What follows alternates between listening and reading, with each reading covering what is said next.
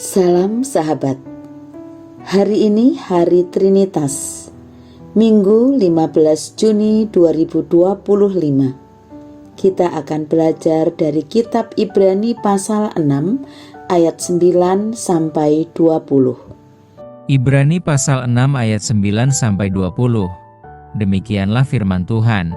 Tetapi, hai saudara-saudaraku yang kekasih, sekalipun kami berkata demikian tentang kamu, kami yakin bahwa kamu memiliki sesuatu yang lebih baik, yang mengandung keselamatan.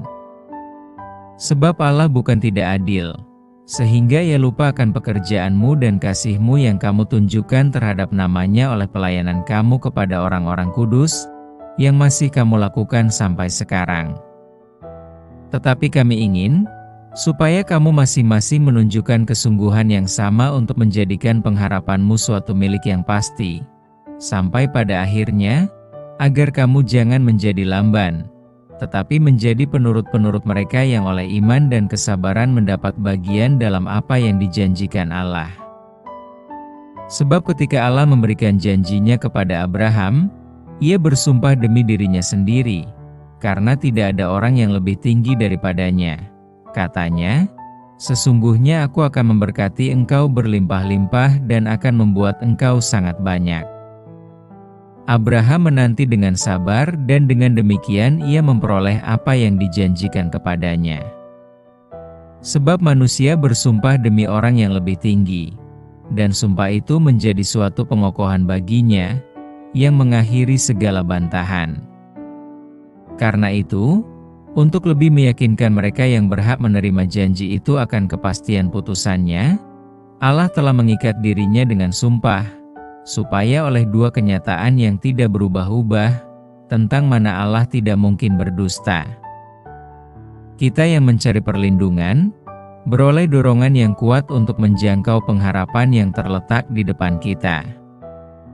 Pengharapan itu adalah sauh yang kuat dan aman bagi jiwa kita, yang telah dilabuhkan sampai ke belakang tabir, di mana Yesus telah masuk sebagai perintis bagi kita, ketika Ia, menurut peraturan Melkisedek, menjadi imam besar sampai selama-lamanya. Tema kita hari ini, pengharapan adalah sauh yang kuat. Sauh atau jangkar pada kapal besar bisa mencapai 20 ton beratnya dan membutuhkan rantai dengan panjang ratusan meter. Demi keamanan dan keselamatan, jangkar wajib ada sebagai kelengkapan kapal. Walau dalam pasal-pasal sebelumnya, penulis surat Ibrani telah menegur dengan keras tentang kehidupan jemaat, namun di bagian ini, penulis mendorong agar jemaat tetap berpegang teguh pada pengharapan dalam Kristus. Jangkar pengharapan sangat dibutuhkan oleh umat yang saat itu mengalami penganiayaan dan penderitaan. Penulis menguak sisi kelebihan dari orang Ibrani.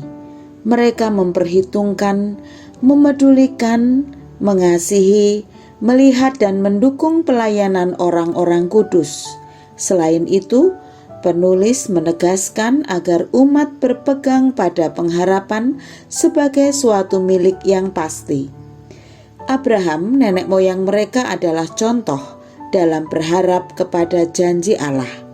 Sebab Allah tidak berubah-ubah dan tidak berdusta. Bagian ini mendorong agar orang Ibrani tetap berpegang teguh pada pengharapan di dalam Kristus. Dalam setiap penderitaan dan penganiayaan, umat tidak berputus asa dan tetap setia kepada Kristus. Pengharapan di dalam Kristus digambarkan sebagai nilai pengharapan Abraham yang menanti dengan sabar janji Allah.